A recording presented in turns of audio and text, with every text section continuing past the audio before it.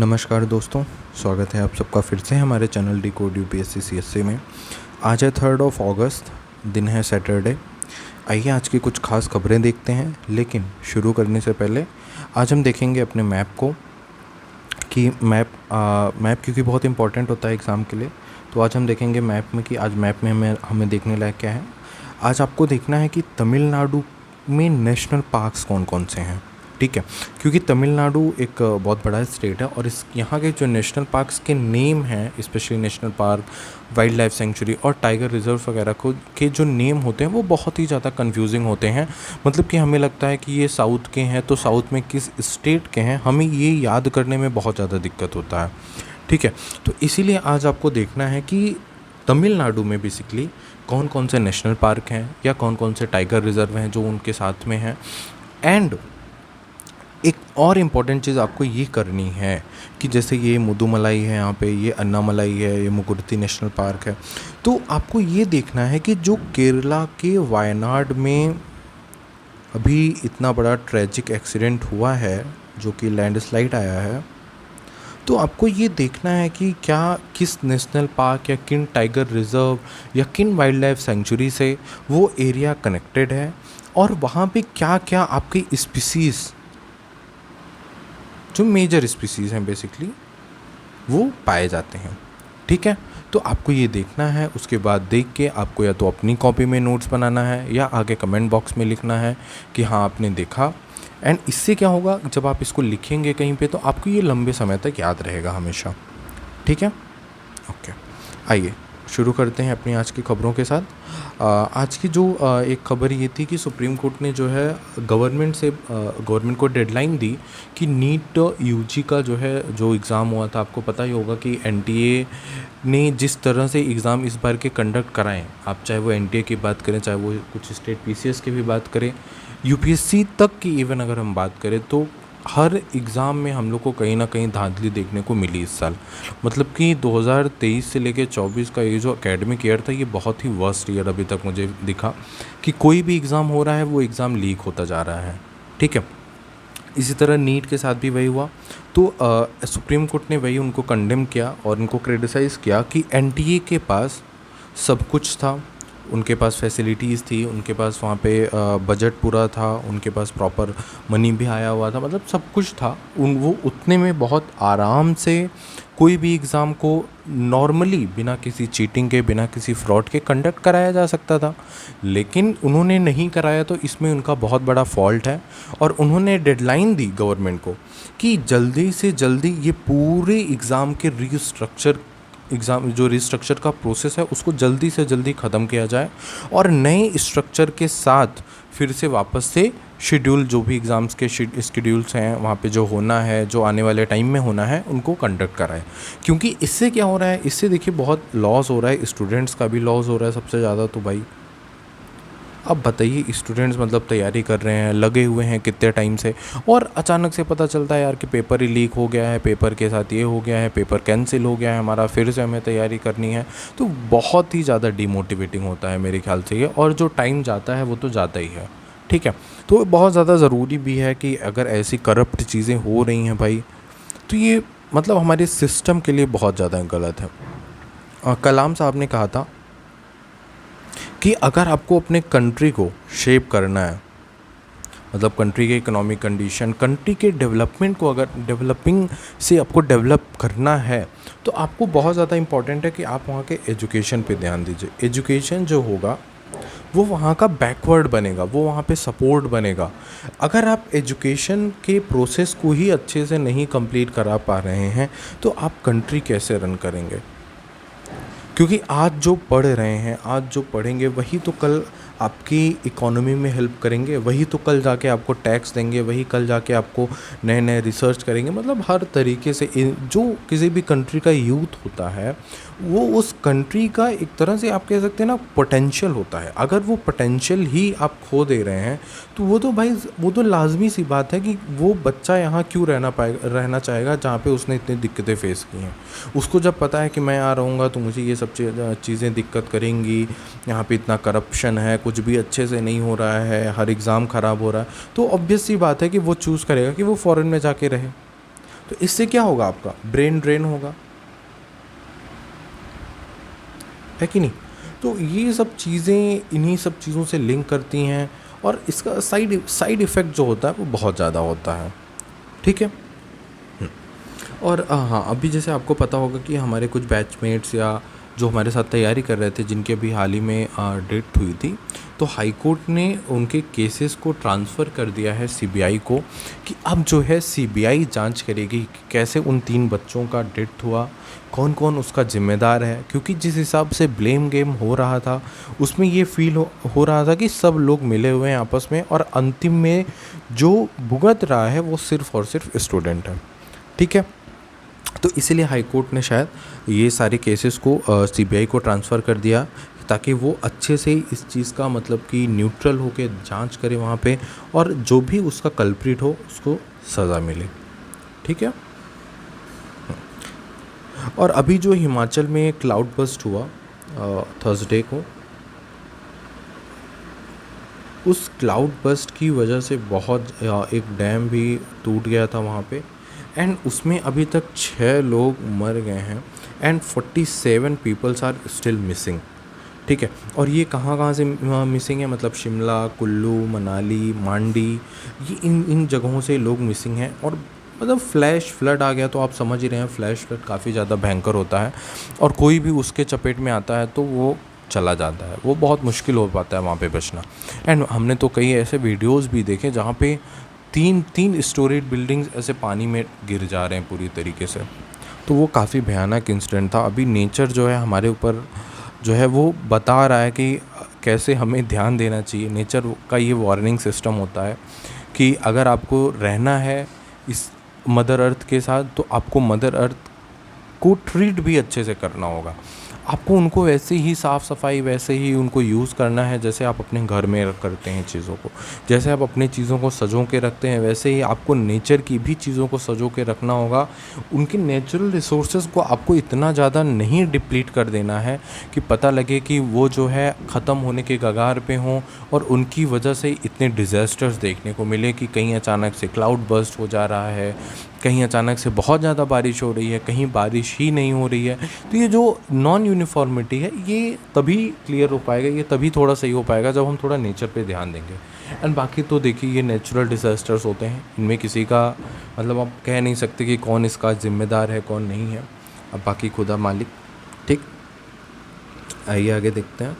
हाँ, और इसमें जो है जो भी ये चल रहा है यहाँ पे, पिलग्रिम्स वगैरह जो फंसे हुए हैं, इन सब में चिनूक हेलीकॉप्टर, MI-17 चॉपर्स वगैरह भी इनके साथ हेल्प कर रहे हैं, ताकि वहाँ पे लोगों को प्रॉपर जो फंसे हुए हैं उनको पानी और खाना मिलता रहे, और वो ज़्यादा दिक्कत ना फेस करे, वहाँ पे जल्दी से जल्दी वो रेस्क्यू हो जाए, ठीक है।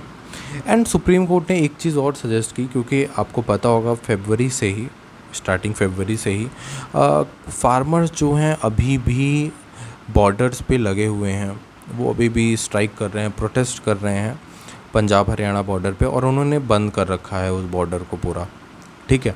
तो सुप्रीम कोर्ट ने कहा कि एक न्यूट्रल कमेटी बनाई जाए, न्यूट्रल पैनल हो वहाँ पे। न्यूट्रल पैनल होने का क्या मतलब है? न्यूट्रल पैनल होने का ये मतलब है कि जैसे वो न्यूट्रल पैनल रहेगा, क्योंकि हरियाणा में बीजेपी की गवर्नमेंट, पंजाब में आपकी गवर्नमेंट है, और सेंटर में बीजेपी की गवर्नमेंट है। तो ये जो पॉलिटिक्स है ना, इन पॉलिटिक्स के चक्कर में लोगों की बात नहीं सुनी जाती है, और उन लोग को भी एज अ पॉलिटिशियन करार दे दिया जाता है। ये जो टेम्परेरी पॉलिटिशियंस आते हैं, जो टाइम पास वाले पॉलिटिशियंस आते हैं, जो सीजनल पॉलिटिशियंस होते हैं बेसिकली, ये पॉलिटिशियंस ऐसे होते हैं जब मुद्दा बहुत ज़्यादा लाइमलाइट में होता है तब वो उनके साथ खड़े होते हैं, जब लाइमलाइट हट जाता है वहाँ से तो वो सारे मुद्दे उनके ख़त्म हो जाते हैं फिर, ठीक है। तो सुप्रीम कोर्ट ने उसी पे बोला है। हाँ, आगे आइए देखते हैं कि आज के एडिटोरियल सेक्शन में कुछ खास आया था। सबसे पहले तो आया था कि आज का जो सबसे पहला एडिटोरियल था वो इंडिया चाइना रिलेशंस को था, ठीक है, इंडिया चाइना रिलेशंस हो।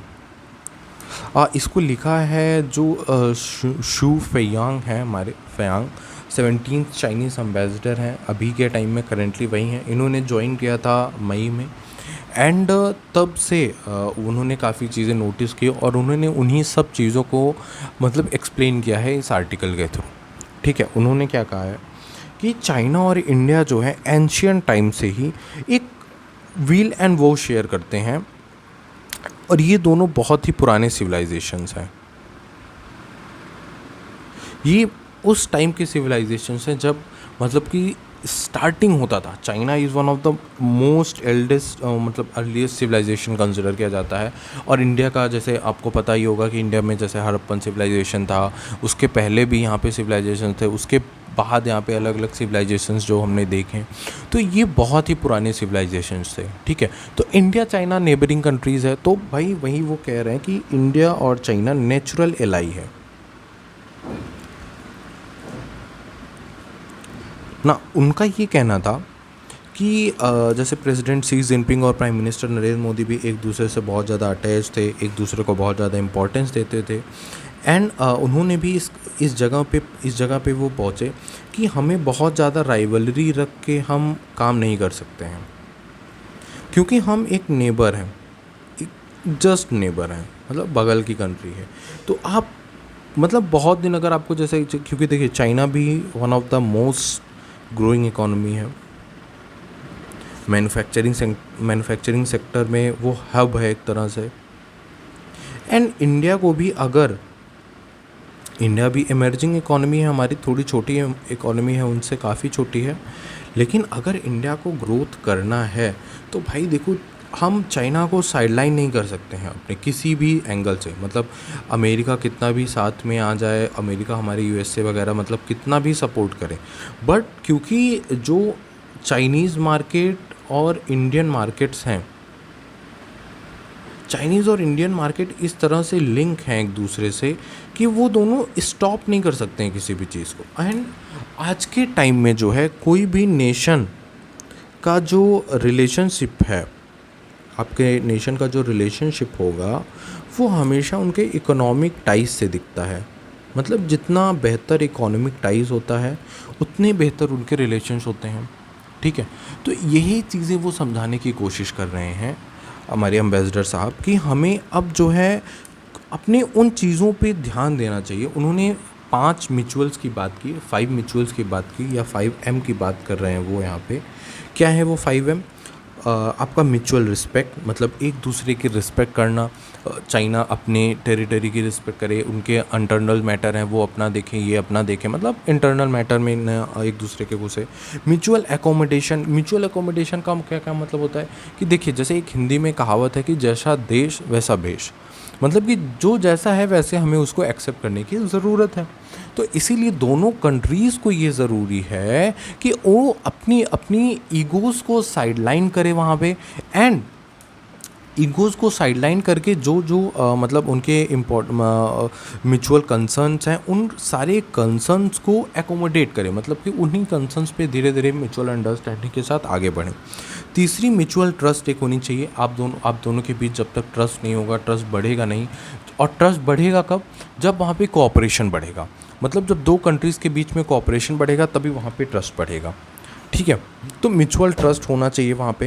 एंड म्यूचुअल जो है अकम्प्लिशमेंट होना चाहिए। म्यूचुअल अकम्प्लिशमेंट का क्या मतलब है कि हम अकम्प्लिश करें उन सारी चीज़ों को जिस पे हमने बात किया, मतलब जिस पे टॉक्स हो रहे हैं। अगर हम कह रहे हैं कि हाँ अब सीज़ नहीं होगा, मतलब टेरिटरी से रिलेटेड ये चीज़ें नहीं होगी, तो हमें उस चीज़ को अकम्प्लिश भी करना ज़रूरी है। ठीक है, अगर हम कह रहे हैं कि हम अपने एक्सपोर्ट्स को क्या बोलते हैं बढ़ाएंगे, इंपोर्ट्स को कम करेंगे, जो डेफिसिट है हमारा उसको हम कम करने की कोशिश करेंगे, तो उसमें दोनों को देखिए साथ देना पड़ेगा। अगर दोनों साथ नहीं देंगे एक दूसरे का, तो ना वहाँ पे ट्रस्ट डेवलप हो पाएगा, ना वहाँ पे एकोमोडेशन हो पाएगा, ना वहाँ पे कॉमन अंडरस्टैंडिंग हो पाएगी। तो यही वो एम्बेसडर साहब कह रहे हैं यहाँ पे ये चीज़ को। और चाइनीज़ एम्बेसडर ने कहा कि दोनों कंट्रीज़ के dietary habit, life style, cultural traditions and development path बहुत यूनिक है, मतलब कि उनका ढंग पहनने का, खाने का, हर चीज़ का बहुत यूनिक है। तो इसीलिए वहाँ पे अंडरस्टैंडिंग का होना बहुत ज़्यादा ज़रूरी हो जाता है। ठीक है, एंड उन्होंने कहा कि हमें एक दूसरे को ओपन माइंड से देखने की ज़रूरत है, एक दूसरे के डेवलपमेंट के स्ट्रेटजीज़ को, एक दूसरे के डेवलपमेंट के पाथ को रिस्पेक्ट करने की ज़रूरत है। अगर वो कोई और पाथ से डेवलप करना चाह रहे हैं तो ठीक है भाई, अगर अब नहीं बन रहा है, नहीं वो अंडरस्टैंडिंग हो रही है, तो we should understand that and we should develop a common understanding on that. ठीक है, there should be a social system and role on the world stage and jointly promote development and prosperity। ठीक है, मतलब कि ये दोनों मिल के एक डेवलपमेंट मॉडल प्रेजेंट करें, एक ऐसा मॉडल जो दोनों कंट्रीज़ के लिए बेहतर हो, दोनों कंट्रीज़ के लिए अच्छा हो। ठीक है, एंड जो आपकी इंडियाज़ का एस्पिरेशन है, जैसे इंडिया अभी जैसे इमर्जिंग इकोनॉमी है, तो वो बहुत उनका जो फॉरेन पॉलिसी है, इनकी जो फॉरेन, जैसे हमारी स्ट्रेटजिक एटॉनमी की फॉरेन पॉलिसी है, तो इस पे उनको रिस्पेक्ट करनी चाहिए कि हाँ भाई, अगर हम स्ट्रेटजिक एटॉनमी फॉलो कर रहे हैं कि हम मतलब बीच के रहेंगे, हम बहुत ज़्यादा किसी के साइड नहीं जाएंगे, तो आपको उस चीज़ को समझने की ज़रूरत है। ठीक है, सी जिनपिंग ने कहा कि मतलब कि अगर इंडिया और चाइना साथ में मिल के आके बात करें तो आप समझिए कि सारा वर्ल्ड उनकी सुनने को तैयार होगा। क्योंकि इंडिया और चाइना की अगर आप पॉपुलेशन देखें तो दोनों one of the biggest population है। एंड इतने बड़े पॉपुलेशन को हैंडल करना, इतने बड़े पॉपुलेशन को फीड करना, फिर साथ में उस तरह से एम्प्लॉयमेंट, डेवलपमेंट, हर चीज़ को ध्यान में रख के करना बहुत डिफ़िकल्ट होता है। तो ये दोनों कंट्रीज़ को आपस में समझना होगा, एक म्यूचुअल ट्रस्ट डेवलप करना होगा, तभी जो है हम एक पीसफुल इन्वायरमेंट क्रिएट कर पाएंगे। और जो ये रीजन है हमारा साउथ ईस्ट एशिया का और मिडिल ईस्ट वगैरह का, तो चाइना और इंडिया एक बहुत मेजर रोल प्ले करते हैं इन जगहों पे।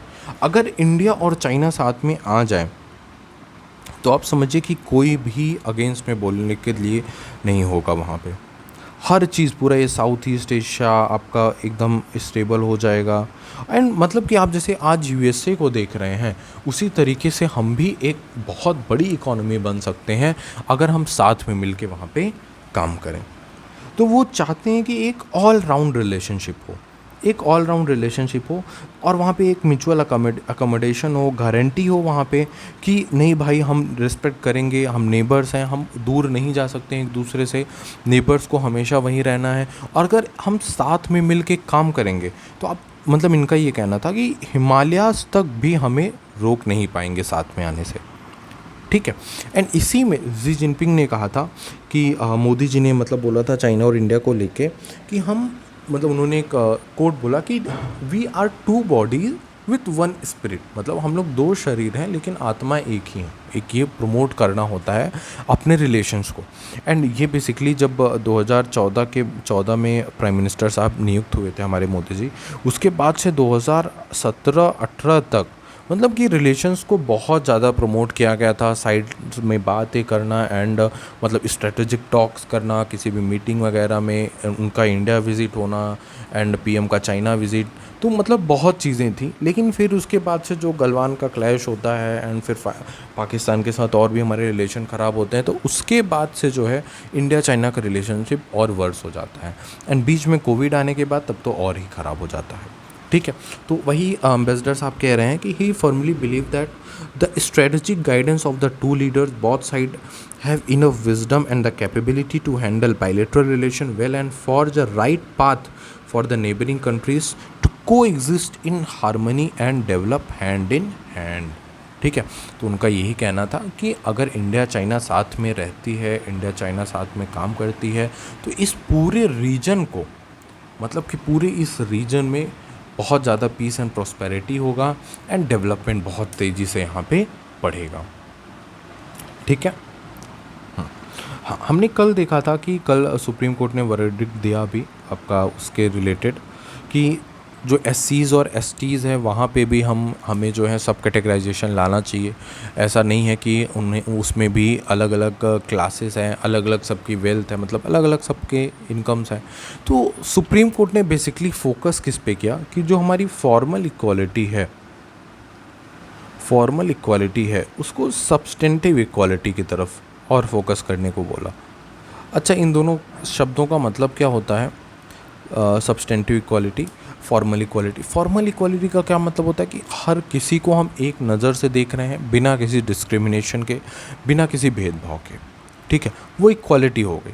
सब्सटेंटिव इक्वालिटी क्या होता है कि हम एक नज़र से देख रहे हैं या नहीं देख रहे हैं वो ज़रूरी नहीं है, हम ये चाहते हैं कि जो आउटकम आए वो हमारा एक हो। मतलब कि जैसे हम ये चीज़ को ध्यान में रख के काम कर रहे हैं या इस चीज़ को ध्यान में रख के पॉलिसीज़ बना रहे हैं कि हाँ, हर कोई बराबर नहीं होगा, there will always be unequals in between equals and we have to treat unequals unequally to get the result equally. यही कल जस्टिस साहब का वो था, ठीक है, उन्होंने भी यही बोला था कि हमें अनइक्वल्स को अनइक्वली ही ट्रीट करना पड़ेगा टू गेट इक्वल रिजल्ट्स। तो इस यही होता है हमारा substantive equality. Substantive equality basically focus क्या करता है कि हम जो कमज़ोर वर्ग के हैं, जो कि उस वर्ग में बहुत ज़्यादा निचले स्तर पे हैं, हम उनको थोड़ा और सपोर्ट करेंगे ताकि वो उस लेवल पे आके वो जो सामान्य स्तर अगर उनका बन जाता है, एक लेवल बन जाएगा, तब वो उनसे जब compete करेंगे, उनके साथ कंपटीशन लेंगे, तब उनका एक लेवल सही होगा और वो वहाँ पे फेयर एंड जस्टिस होगा वो चीज़। ये बेसिकली प्रमोट करता है सोशल इक्विटी को। किसको प्रमोट करता है? सोशल इक्विटी को, ठीक है। तो वही जो है सुप्रीम कोर्ट ने यहाँ बताने की कोशिश की है कि वीकेस्ट को हमें पहले ध्यान में रखना है एंड वहाँ पे जो एससीज और एसटीज है, जैसे हमने ओबीसीज में क्रीमी लेयर और नॉन क्रीमी लेयर बनाया, तो उसी तरीके से हम जो है एससीज एंड एसटीज में भी ये सब कैटेगराइजेशन कर सकते हैं ताकि वहाँ पे हमें आसानी हो, हम स्पेसिफिक प्रोग्राम्स बना सकें उन लोगों के लिए या वो पॉलिसीज़ ला सकें जो डायरेक्ट उन्हीं के लिए हों। ओके, ठीक है। हाँ, उसके बाद एक और आर्टिकल आज का आया है कि an unstated shift in the Modi's economic direction. मतलब उन्होंने, जैसे आपको पता होगा कि बजट, आप जैसे बजट अगर आपको थोड़ा भी याद होगा कि इस बार एक जो हमारा एक नया स्कीम आया है, एम्प्लॉयमेंट लिंक्ड इंसेंटिव या स्कीम, एम्प्लॉयमेंट लिंक्ड इंसेंटिव, मतलब कि जो 5 आप कह सकते हैं कि जो 5 पिलर्स आए थे इस बार एम्प्लॉयमेंट से रिलेटेड, कि फर्स्ट टाइमर या सेकेंड टाइमर होगा, वहाँ पे स्किल दिया जाएगा, फिर वहाँ पे इंटर्नशिप प्रोवाइड किया जाएगा, गवर्नमेंट सपोर्ट करेगी एजुकेशंस वगैरह में। तो इन सब में पहले क्या देखा गया था कि जैसे जब मेक इन इंडिया को प्रमोट किया गया, ठीक है, मेक इन इंडिया जब आया तो गवर्नमेंट का एक मेजर मोटो ये था, जब हम मेक इन इंडिया पे ज़्यादा फोकस करेंगे तो वहाँ पे कंपनीज ज़्यादा बनेंगी, प्रोडक्शन ज़्यादा होगा, प्रोडक्शन ज़्यादा होने की वजह से क्या होगा, वहाँ पे वर्कर्स की रिक्वायरमेंट जो है ज़्यादा होगी, है ना। तो वर्कर्स की रिक्वायरमेंट ज़्यादा होगी, इसीलिए गवर्नमेंट ने कंपनीज़ को प्रमोट किया पहले कि वर्कर्स की रिक्वायरमेंट जब ज़्यादा होगी तो ये यहाँ पे एम्प्लॉयमेंट जनरेशन होगा, एम्प्लॉयमेंट जनरेशन से क्या होगा, फिर जो अनएम्प्लॉयमेंट है वो कम होगा। लेकिन अगर आप इसके डाटास को देखें तो आपको पता चलेगा कि ये स्कीम उतना कारगर नहीं हुआ एम्प्लॉयमेंट जनरेशन में बेसिकली। और अगर आप उन सब चीज़ों के बारे में बात करें कि हाँ स्कीम कैसा है एंड ऑल, तो ओवरऑल ये स्कीम अच्छा था, बट जो इसका मेन रीज़न था उसके पीछे कि एम्प्लॉयमेंट जनरेशन हो, हम मैन्युफैक्चरिंग सेक्टर में हमारा ज़्यादा से ज़्यादा ध्यान हो। क्यों ऐसा है? क्योंकि देखिए इंडिया की जो इकोनॉमी, इंडिया एक जॉबलेस इकोनॉमी है, जॉबलेस ग्रोथ हो रहा है, सॉरी, जो यहाँ पे ग्रोथ हो रहा है वो जॉबलेस ग्रोथ हो रहा है। मतलब ग्रोथ तो हमारे यहाँ हो रहा है बट जॉबलेस हो रहा है। क्यों? क्योंकि सर्विस सेक्टर हमारा ज़्यादा जीडीपी में कंट्रीब्यूट करता है, जिसकी वजह से वहाँ पे सर्विस सेक्टर में लिमिटेड जॉब्स होते हैं। एंड किसी भी कंट्रीज़, अगर जैसे ह्यूज पॉपुलेशन है वहाँ पे, तो बहुत ज़्यादा रिक्वायरमेंट है कि वहाँ पे मैन्युफैक्चरिंग सेक्टर वहाँ की जो होनी चाहिए वो बहुत स्ट्रॉन्ग होनी चाहिए, तभी वहाँ पे जो है जो एम्प्लॉयमेंट जनरेशन होगा वो ज़्यादा से ज़्यादा होगा और जो अनएम्प्लॉयमेंट होगी वो कम होगी थोड़ी, ठीक है। तो जैसे हमारा ये स्कीम शुरू हुआ मेक इन इंडिया स्कीम, वो भी उतना नहीं कारगर रहा। फिर गवर्नमेंट ने जो है 2019 में और थोड़ा ऑफ बजट बोरोइंग की एंड ऑफ बजट अनाउंसमेंट हुआ वहाँ पे, एंड उसके बाद जो है 2020 में आपका पीएलआई स्कीम शुरू हुआ। पीएलआई स्कीम क्या था? Production linked incentive. मतलब कि गवर्नमेंट प्रोडक्ट्स पे बेसिकली, अगर आप ऐसे प्रोडक्ट्स, मतलब उन्होंने ऐसे बेसिकली निकाला हुआ था कि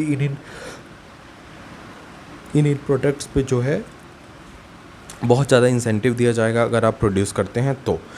वो भी वहाँ पे भी बेस यही मेन मोटो था कि मैन्युफैक्चरिंग सेक्टर को हम ज़्यादा से ज़्यादा प्रमोट करें। लेकिन क्योंकि मैन्युफैक्चरिंग सेक्टर में इन्होंने इतना अच्छे से नहीं ध्यान दिया, कंपनीज़ क्या कर रही थी, कंपनीज़ बेसिकली उन पैसों से नए इक्विपमेंट ला रही थी।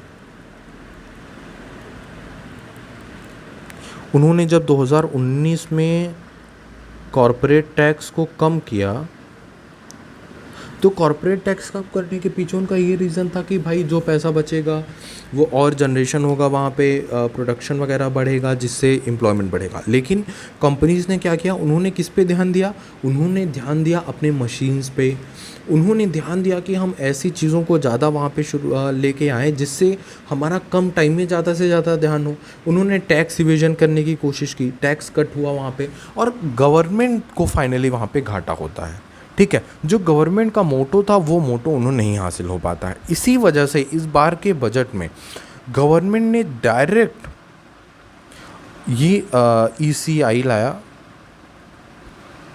ठीक है, एम्प्लॉयमेंट लिंक्ड इंसेंटिव, ELI लाया, एम्प्लॉयमेंट लिंक्ड इंसेंटिव, जिससे उनका मेन मकसद यही है कि जब कंपनीज जो है हायर करेंगी तो हम डायरेक्टली अब वो जो हायर्ड होंगे उनको हम अपना बेनिफिट देंगे।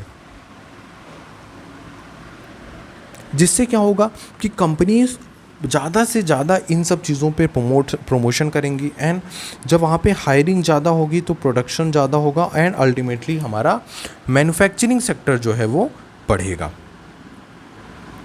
ठीक है, इसी वजह से गवर्नमेंट का मतलब इनका ये कहना था कि जो गवर्नमेंट की पॉलिसीज़ अभी तक थी वो उनका मोटो जो था वो वही था, बट वो जो तरीका था वो गड़बड़ हो रहा था, एंड इसी वजह से इस बार ये एम्प्लॉयमेंट लिंक्ड इंसेंटिव लाया गया है। अब देखिए इसका अब ये सक्सेसफुल होगा नहीं होगा ये जो है अब लॉन्ग रन में पता चलेगा, शॉर्ट रन में ये हमें नहीं पता चल पाएगा। तो अब देखिए ये उम्मीद किया जा रहा है कि नहीं ये स्कीम कारगर साबित होगा, एम्प्लॉयमेंट जनरेशन हो सकता है इसमें ज़्यादा हो, बट अब वही है कि किसको पता है कि क्या होने वाला है। ठीक है, तो अब देखिए क्या होता है आगे। बाकी उम्मीद है कि ये गवर्नमेंट की जो पॉलिसीज़ होंगी ये बेहतर होंगे, एम्प्लॉयमेंट जनरेशन और होगा, क्योंकि हमारे यहाँ का अनएम्प्लॉयमेंट लेवल बहुत ज़्यादा हाई है, जिसकी वजह से लोग भूखे पेट मर रहे हैं काफ़ी। ओके, हाँ, गवर्नमेंट ने फिर से, सेंटर ने इशू किया है draft notification for ecologically sensitive areas के लिए। जो वेस्टर्न घाट में इकोलॉजिकली सेंसिटिव एरियाज़ हैं उनके लिए फिर से इन्होंने ड्राफ्ट नोटिफिकेशन इशू किया है। ड्राफ्ट नोटिफिकेशन क्या है कि मतलब उनको बताना कि इन एरियाज़ में बहुत ज़्यादा सेंसिटिव हैं ये, यहाँ पे रेस्ट्रिक्शंस बहुत ज़्यादा होनी चाहिए। कोई भी मतलब कि आप समझिए कि कोई भी इकोनॉमिक एक्टिविटी जैसे quarrying, mining, large infrastructure development in areas में बिल्कुल भी नहीं होना चाहिए। ठीक है, सबसे पहले कब आया था ये गडगिल रिपोर्ट, अगर आपको याद होगा यूपीएससी में काफ़ी बार ये पूछा गया है। गडगिल रिपोर्ट इन्वायरमेंट से रिलेटेड है, वेस्टर्न घाट का रिपोर्ट दिया था इस कमेटी ने। इन्होंने बताया था कि कितना ज़्यादा ज़रूरी है वेस्टर्न घाट को प्रोटेक्शन करना। 2011 में इन्होंने लगभग इंटायर रीजन को 1,29,000 स्क्वायर किलोमीटर को इकोलॉजिकली सेंसिटिव बताया था। उसके बाद से अगर आप देखेंगे तो एक और कमेटी बनती है, ठीक है, कस्तूरी रंगन कमेटी जो बनती है, इसरो के चेयरमैन थे ये, तो कस्तूरी रंगन कमेटी बनती है। इन्होंने भी रिकमेंड किया कि there should be a protected region, मतलब इन्होंने कहा कि लगभग आधा तो प्रोटेक्टेड होना ही चाहिए।